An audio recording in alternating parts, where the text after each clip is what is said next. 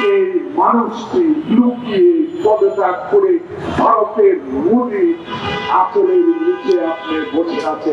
লক্ষ্য হয় আপনার যে ব্যক্তি বাংলাদেশে মানুষের অধিকার ক্ষুণ্ণ করে ভারতের সাথে আঘাত করে, যে মানুষটি ফলানির লাশের বিরুদ্ধে কথা বলার সুযোগ কোনদিনও দেন নাই, যে ব্যক্তিটি ভারতীয় সীমান্তে আমার ভাইদেরকে গুলি করে হত্যা করা হয় সেই কথা দিন রাত্রে সংসদে আমাদেরকে বলার অধিকার দেন নাই, সুযোগ দেন নাই, সেই ব্যক্তি আজকে কাপড়ের সাথে হিন্দুস্তানে বসে আছেন।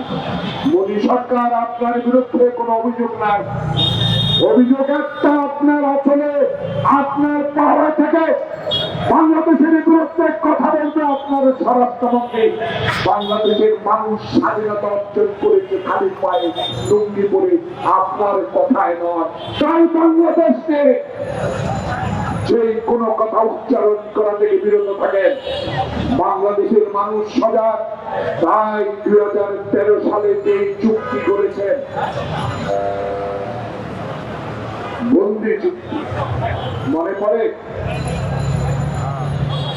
সেই চুক্তির অধীনে দয়া করে শেখ হাসিনাকে বাংলাদেশে ফেরত দিতে হবে। যদি স্বাধীন দেশে গণতান্ত্রিক দেশে প্রধানমন্ত্রী আপনি হয়ে থাকেন, বন্দি চুক্তি যদি আপনার সরকারের স্বাক্ষর থাকে, তাই দেরি আর না করে বাংলাদেশে এই শেখ হাসিনার বিরুদ্ধে 500 দিকে মামলা হয়েছে, আজকে তাই তাকে হস্তান্তর করে, কিন্তু দিল্লিতে বসে মামে চুক্তি করে বাংলাদেশের ডক্টর ইউনূসের সরকারকে আপনি ষড়যন্ত্র করবেন, বাংলাদেশের মানুষ কোনদিনও সেটা গ্রহণ করবে না।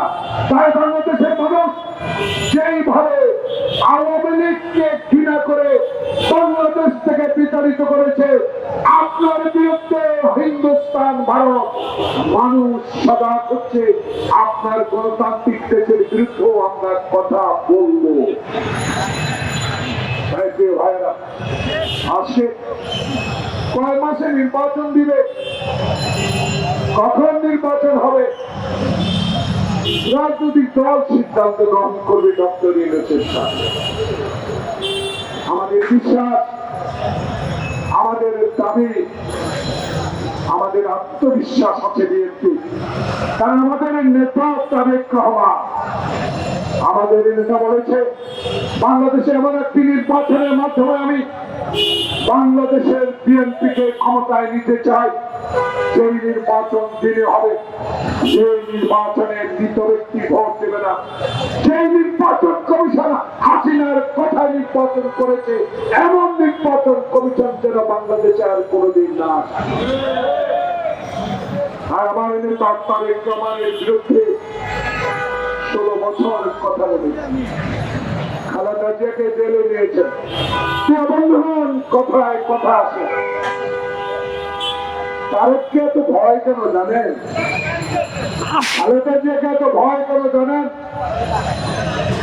আপনাদের অবগতির জন্য বলতে চাই, 1980 সালে আমার নেতা স্বাধীনতার ঘোষক শহীদ প্রেসিডেন্ট জিয়াউর রহমান যখন ভারত সফরে যান, তখন ইন্দিরা গান্ধীর সাথে একটি বৈঠকে ইন্দিরা গান্ধী রিকোয়েস্ট করেছিল জিয়াউর রহমানকে যে শেখ হাসিনাকে ফেরত দেন, তার সম্পত্তি ফেরত দেন। আমার নেতা স্পষ্ট করে বলে দিয়েছিল সে আসুক দেশে, তার সকল সম্পদ ফেরত দেওয়া হবে। 17 মে না 13 তারিখে আপনি বাংলাদেশে আসলেন, 2 সপ্তাহ পরে জিয়াউর রহমান কেন খুন হলো এটা এখন আমরা জানার ইচ্ছা জাগে আমাদের। ষড়যন্ত্র আপনি করেছেন, ষড়যন্ত্রকারী আপনি।